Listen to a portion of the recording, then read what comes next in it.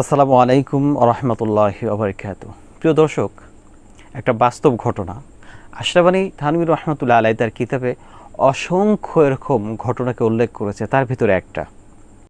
লা ইলাহা ইল্লাল্লাহ মুহাম্মাদুর রাসূলুল্লাহ লা ইলাহা। এক লোক প্রতিনিয়ত বিছানায় প্রস্রাব করে দিতেন। এটা একটা অভ্যাস। তিনি প্রতিনিয়তই বিছানায় প্রস্রাব করতেন। তো তার স্ত্রী প্রতিদিন সেগুলো ধুইতেন। তিনি এইভাবে প্রতিদিন ধুইতে ধুইতে একসময় ক্লান্ত হয়ে পড়লেন এবং বললেন যে, আপনি প্রতিদিন বিছানায় যে প্রস্রাব করেন, আমি এগুলো ধুইতে ধুইতে এখন অসুস্থ হয়ে পড়েছি, আর পারছি না। বলতেছে, আমার কি দোষ? এখন এই পুরুষটা বলছে, এই লোকটা বলতেছে, আমার কি দোষ? আমি কি করব বলো? আমার কাছে রাত্রে এই ঘুমন্ত অবস্থায় একজন শয়তান আসে।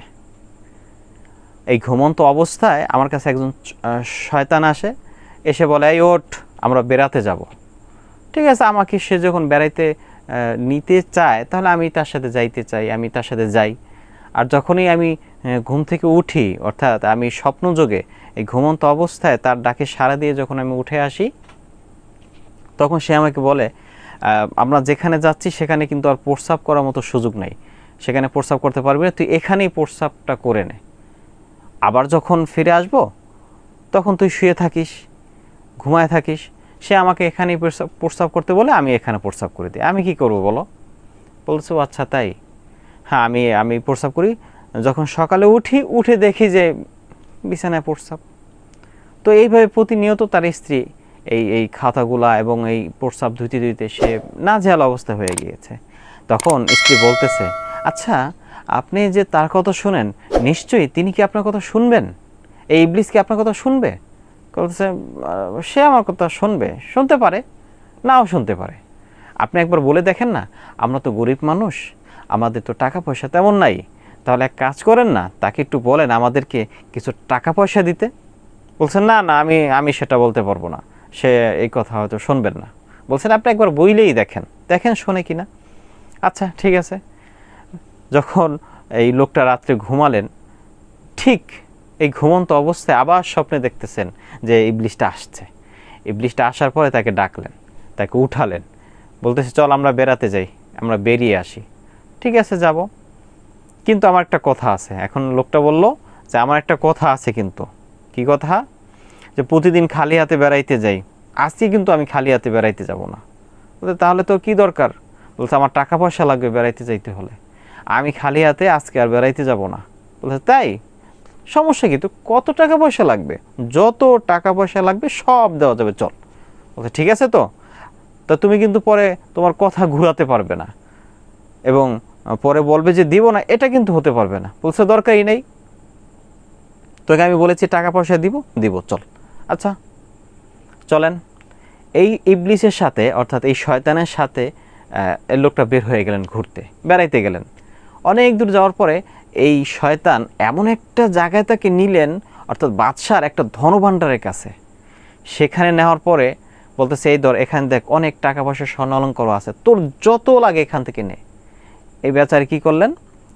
সেখান থেকে কোনো রকমের একটা বস্তা নিলেন, বড় একটা বস্তা নিয়ে সেটার ভিতরে টাকা পয়সা যা কিছু ভরার কাম সে ভরল।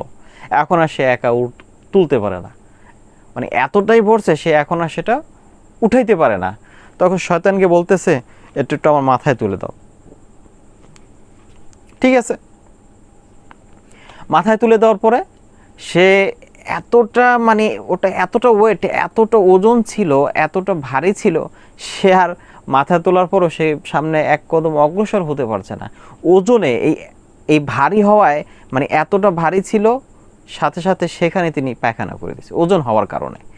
এতটা ওজন যে সেখানে সে পায়খানা করতে বাধ্য হয়েছে। নাসর বান্দা যখন ভোর হলো, সকাল হলো, ঘুম থেকে উঠে দেখে যে বিছানায় পায়খানা। এখন স্ত্রী দেখে বলে, ব্যাপার কি, তুমি বিছানায় পায়খানা করলে যে? বলতেছে, কি করব, তোমার কারণেই তো। বলছে, আমি আবার কি করলাম? তুমি না বললে? কি বলেছি? যে শয়তানের কাছে টাকা পয়সা চাইতে। হ্যাঁ বলেছি, তাতে কি হয়েছে? এর সাথে পায়খানার সাথে টাকা পয়সার সম্পর্ক কি? হ্যাঁ, এই পায়খানা করার সাথেই তো টাকা পয়সার সম্পর্ক। সেটা আবার কি?